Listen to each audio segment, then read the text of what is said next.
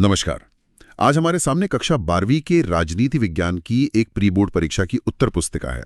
हमारा लक्ष्य है इस पूरे सिलेबस को क्रमवार तरीके से समझना, जैसे एक ऑनलाइन मेंटर के साथ रिवीजन किया जाता है। बिल्कुल। हम हर प्रश्न और उसके उत्तर को देखेंगे ताकि सभी मुख्य अवधारणाएं स्पष्ट हो जाएं। हम सिर्फ क्या का जवाब नहीं देंगे, बल्कि क्यों और कैसे पर भी गौर करेंगे। ठीक है, तो पहला हिस्सा है वस्तुनिष्ठ प्रश्न। एकदम तेजी से इन्हें देखते हैं। पहला सवाल, गंगा नदी पानी बंटवारे को लेकर फरक्का संधि किन देशों के बीच हुई? उत्तर है भारत बांग्लादेश। हाँ, यहाँ याद रखने वाली बात यह है कि ये संधि जल बंटवारे के विवादों को शांतिपूर्ण तरीके से सुलझाने का एक महत्वपूर्ण उदाहरण है। ये दक्षिण एशिया की राजनीति में एक बहुत बड़ा मुद्दा है ना? हाँ, बिल्कुल। अगला प्रश्न, मानव जाति को किससे खतरा है? और उत्तर है उपरोक्त सभी, जो भी विकल्प दिए गए थे। ये प्रश्न हमें सीधे समकालीन वैश्विक चुनौतियों की ओर ले जाता है। मतलब पर्यावरण, आतंकवाद और महामारियां। ये दिखाता है कि खतरे अब केवल सैन्य नहीं रहे। सही बात है। अब भारतीय राजनीति पर आते हैं। कांग्रेस सोशलिस्ट पार्टी के संस्थापक। उत्तर है आचार्य नरेंद्र देव। और सिंडिकेट और इंदिरा गांधी की गुटबाजी किस चुनाव के समय खुलकर सामने आई? उत्तर राष्ट्रपति चुनाव के समय। जी, ये 1969 के राष्ट्रपति चुनाव की बात है, जिसमें वीवी गिरी जीते थे। ये कांग्रेस के भीतर, मतलब पुराने और नए नेताओं के बीच सत्ता संघर्ष का एक निर्णायक मोड़ था। अच्छा, और आखिरी वस्तुनिष्ठ प्रश्न, श्रीमती इंदिरा गांधी ने आपातकाल की घोषणा कब की थी? उत्तर है 25 जून 1975। ये भारतीय लोकतंत्र के इतिहास की सबसे विवादास्पद घटनाओं में से एक है। इसकी पृष्ठभूमि और परिणाम दोनों ही बहुत महत्वपूर्ण हैं। अब आते हैं खंड ब पर। अति लघु उत्तरीय प्रश्न, एक एक शब्द या वाक्य वाले उत्तर। रूसी उद्योगों को निजी कंपनियों में बेचने को क्या कहा गया? उत्तर निजीकरण। हाँ, सोवियत संघ के विघटन के बाद रूस ने शॉक थेरेपी अपनाई थी और ये निजीकरण उसी का हिस्सा था। Shock therapy. जी। इसका मकसद था साम्यवादी अर्थव्यवस्था से पूंजीवादी अर्थव्यवस्था की ओर जाना, एक झटके में। अच्छा। अगला सवाल, पूर्वी बंगाल का नाम पूर्वी पाकिस्तान कब किया गया? उत्तर है 1947 में। और 1969 में भारत के राष्ट्रपति का चुनाव किसने जीता? वीवी गिरी, जैसा हमने अभी बात की थी। जी। और एक और सवाल, तृणमूल कांग्रेस किस राज्य का राजनीतिक दल है? पश्चिम बंगाल। अब उन प्रश्नों पर आते हैं जिनमें थोड़ा विस्तार चाहिए। 2 अंक वाले प्रश्न। पहला, आसियान का पूरा नाम और सदस्य संख्या। उत्तर है association of south east Asian Nations, और इसमें 10 सदस्य देश हैं। आसियान मतलब क्षेत्रीय सहयोग का एक बहुत सफल मॉडल है। ये आर्थिक और रणनीतिक रूप से महत्वपूर्ण है और ये दिखाता है कि कैसे पड़ोसी देश मिलकर विकास कर सकते हैं। ठीक है। अगला सवाल वैश्वीकरण पर है।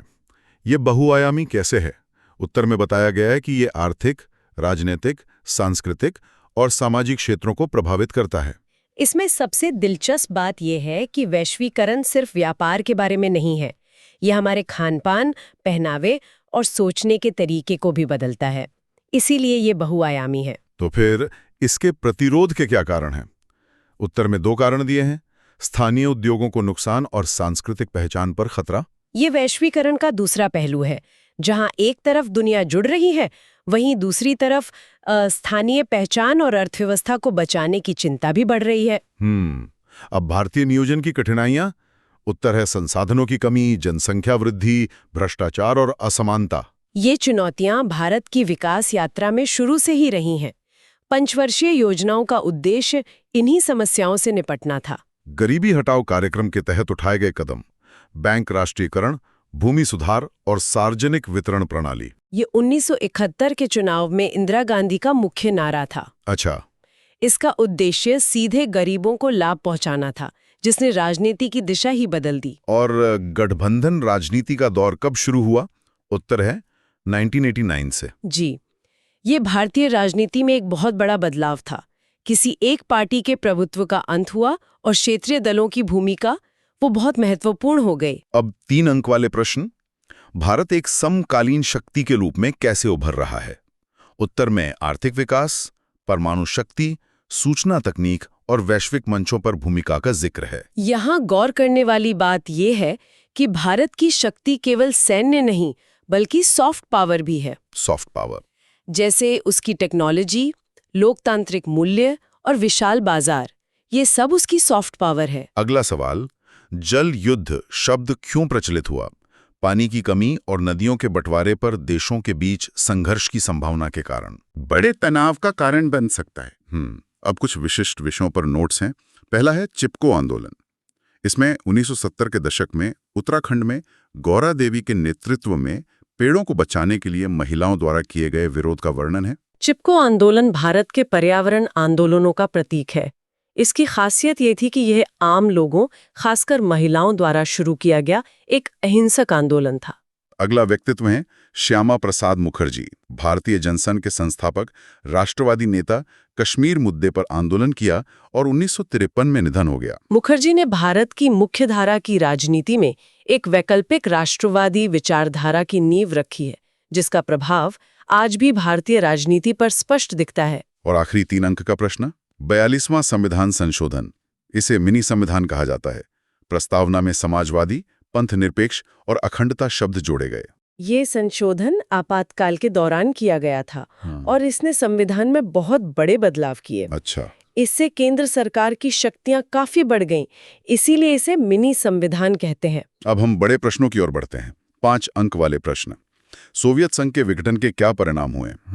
उत्तर में है शीत युद्ध का अंत, अमेरिका का एकमात्र महाशक्ति बनना, 15 नए राष्ट्रों का उदय, वैश्वीकरण को बढ़ावा और विश्व राजनीति में शक्ति संतुलन का बदलना। यह 20वीं सदी की सबसे बड़ी घटनाओं में से एक थी। इसने दुनिया का नक्शा ही बदल दिया। इसके बाद की दुनिया को एक ध्रुवीय विश्व कहा गया, जिसका नेतृत्व अमेरिका कर रहा था। अगला, दक्षिण एशियाई देशों की सामान्य समस्याएं क्या हैं? गरीबी, बेरोजगारी, जनसंख्या वृद्धि, आतंकवाद, राजनीतिक अस्थिरता और सीमा विवाद। इन साझा समस्याओं के कारण ही इस क्षेत्र में सार्क जैसे संगठनों की स्थापना की गई, ताकि देश मिलकर इन चुनौतियों का सामना कर सकें। लेकिन वो उतना सफल नहीं हो पाया है ना? हाँ, कई कारणों से। सहयोगात्मक सुरक्षा के तरीके क्या हैं? सामूहिक सुरक्षा समझौते, संयुक्त सैन्य अभ्यास, कूटनीतिक वार्ता और अंतर्राष्ट्रीय संगठनों की भूमिका। इसका मूल विचार ये है कि सुरक्षा किसी एक देश की जिम्मेदारी नहीं है। जब कई देश मिलकर सुरक्षा का प्रयास करते हैं तो युद्ध की संभावना कम हो जाती है। रियासतों के विलय में वल्लभ भाई पटेल की भूमिका। उत्तर में बताया गया है कि उन्होंने 500 से अधिक रियासतों का भारत में विलय कराया, जिसके लिए उन्हें लौह पुरुष कहा जाता है। बिल्कुल। बिना पटेल की कूटनीति और दृढ़ता के आज का भारत वैसा नहीं होता जैसा हम देखते हैं। यह एक बहुत बड़ी उपलब्धि थी। और 1990 के बाद की नई राजनीतिक प्रवृत्तियां, क्षेत्रीय दलों का उदय, गठबंधन राजनीति, मंडल आयोग का प्रभाव, उदारीकरण और पहचान आधारित राजनीति, ये सब मिलकर भारतीय राजनीति के एक नए युग की शुरुआत करते हैं, जो 1989 के बाद स्पष्ट रूप से दिखाई देता है। राजनीति अब केवल 2-3 राष्ट्रीय दलों तक सीमित नहीं रही। सही है। अब अंतिम खंड, 6 अंक वाले प्रश्न। संयुक्त राष्ट्र की 6 सफलताएं। उत्तर में शांति मिशन, मानवाधिकार, स्वास्थ्य, बाल संरक्षण, शरणार्थी सहायता और अंतर्राष्ट्रीय सहयोग शामिल हैं। अपनी तमाम आलोचनाओं के बावजूद संयुक्त राष्ट्र ने दुनिया को एक ऐसा मंच दिया है जहां देश युद्ध के बजाय बातचीत से मसले सुलझा सकते हैं, और ये सफलताएं उसी का प्रमाण है। लेकिन हर संगठन सफल नहीं होता। गुटनिरपेक्ष आंदोलन की असफलताएं, सदस्य देशों में एकता की कमी, आर्थिक निर्भरता, महाशक्तियों का दबाव और स्पष्ट नीति का अभाव। शीत युद्ध के दौरान ये आंदोलन बहुत प्रासंगिक था, लेकिन दुनिया बदलने के साथ इसकी धार वो थोड़ी कुंद हो गई। सदस्य देश अपने अपने हितों को प्राथमिकता देने लगे। और आखिरी प्रश्न, पंजाब समझौता। ये राजीव गांधी और लुंगूवाल के बीच हुआ। इसमें चंडीगढ़, नदी जल बंटवारा और उग्रवाद समाप्त करने के प्रावधान थे, लेकिन ये पूरी तरह सफल नहीं हुआ। ये समझौता पंजाब में शांति स्थापित करने की एक महत्वपूर्ण कोशिश थी, लेकिन इसके कुछ विवादास्पद बिंदुओं के कारण ये पूरी तरह लागू नहीं हो पाया और तनाव बना रहा। तो ये थी कक्षा 12वीं की राजनीति विज्ञान की पूरी उत्तर पुस्तिका की एक त्वरित समीक्षा। हमने शीत युद्ध के अंत से लेकर भारत की गठबंधन राजनीति और वैश्विक चुनौतियों तक का सफर तय किया। बिल्कुल। इन सभी प्रश्नों को एक साथ देखने पर एक बड़ी तस्वीर उभरती है कि कैसे दुनिया और भारत की राजनीति पिछले 50-60 सालों में बदली है। ये सिर्फ परीक्षा के प्रश्न नहीं है, बल्कि हमारे आज को समझने की कुंजी है। इस सब पर सोचने के लिए एक अंतिम विचार। इस प्रश्नपत्र में 1990 के दशक तक की प्रवृत्तियों का जिक्र है। अगर यही प्रश्नपत्र आज के संदर्भ में बनाया जाए तो पहचान आधारित राजनीति या वैश्वीकरण के प्रतिरोध जैसे विषयों में कौन से नए आयाम जुड़ गए होंगे?